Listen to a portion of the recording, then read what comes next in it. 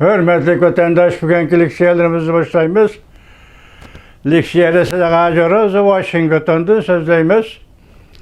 Bugünkü islağa 2022 yıl 6. ayının 26. günü vatandaş. Bugünkü vaziyetten gep aysak 26. günü Tayvan'ın halkılık paytla programımızı dedi ki hazır Cungo'da 4 çoğun banka Reis Xi Jinping'in beşini ağrıttı dedi. Bu yani başka bir torbiyeti mesela aynak torbiyeti dışında değildi ki hazır bu bankalarda pul tügüdü, pul kahatçilik yetip geldi 5%'lik milli deramet seviyesini mi saklap kalalmaydı Cungo iktisadi. Bu Cungo münasebetlik içki iktisat. Anda siyasetki münasebetlik meselelerini tüvendi sözleyimiz vatandaşım. Bugünkü sizlerge sözleydiği leksiyimiz NATO. Hazır NATO yakında hazır Germaniyanın München şehri etrafında 7 devlet groyunu yığın açılıp atıdı. Bu yerden kayıtıp gelip Amerika Koşmuş Ştatları Prezidenti Joe Biden İspanya'da açıldığı Madrid'de açıldığı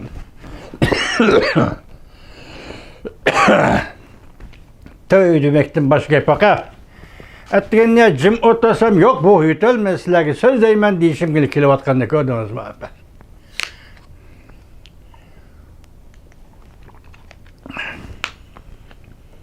Madrid'de açıldığı NATO devlet başlıkları yığına katmıştı. Bugün şu NATO doğrusu yetip gelgen bir parça leksiyen vatandaşlara yetkizeydi de vatandaşlarım. Mavzumunda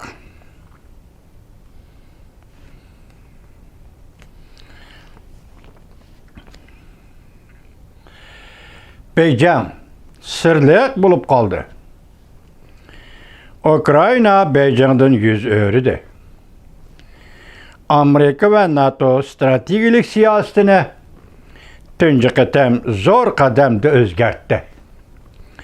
Mavzula haber 6. ayının 26. günü Cungo'ya nazaret orbiti ilan kılın. Haber bundan başladı.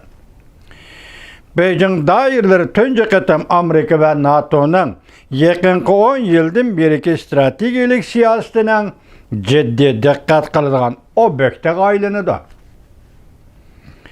Tayvan meselesi bu Ukrayna bilen Cungo siyasi hakimiyetinin özel kişisel ada juda bolisini ilgiri sürdü. NATO'nun katibi Jens Stoltenberg mında kaşkarıldı. NATO rehberler keler yaptı İspanya'nın Madrid şehrinde. Yukarıda söhbeti ötküzüp Cungo Kompartiyasının baş götürüşünü muhakeme kılıdı. Muşabdının ahırda siyaset doğrusu da söhbet bolganda NATO azat devlet rehberleri mındak deyişti. Bu iş aldığımızdaki yığında taşlanadigan mühim bir kademdi.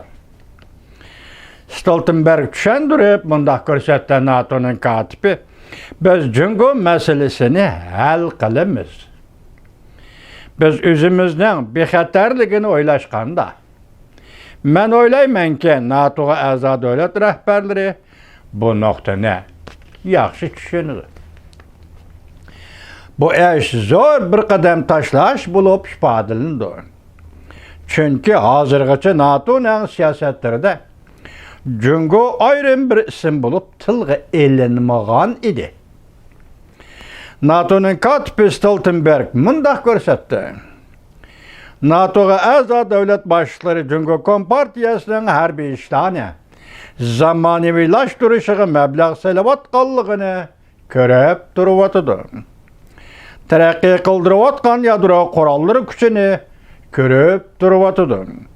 Halqılık ben texnika sahasiga mablag' sarflayotganligini hamda intayin muhim deb hisoblanadigan Yevropa, Osiyo qurilish aslahalarini kontrol qilmoqchi bo'layotganligini ko'rib turibdi.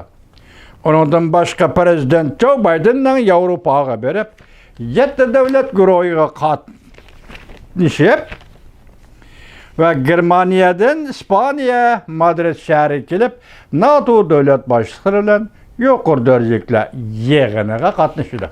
Başlaydık. Prezident Joe Biden hazır Germaniya München şehri etrafında yerden kelip Madrid'de NATO'nun yig'iniga qatnashdi. Yuqorqi prinsiplar NATO'nun Cumhuriyet Kompartiyası qaratgan prinsipler davamını anlayışız vatandaşım.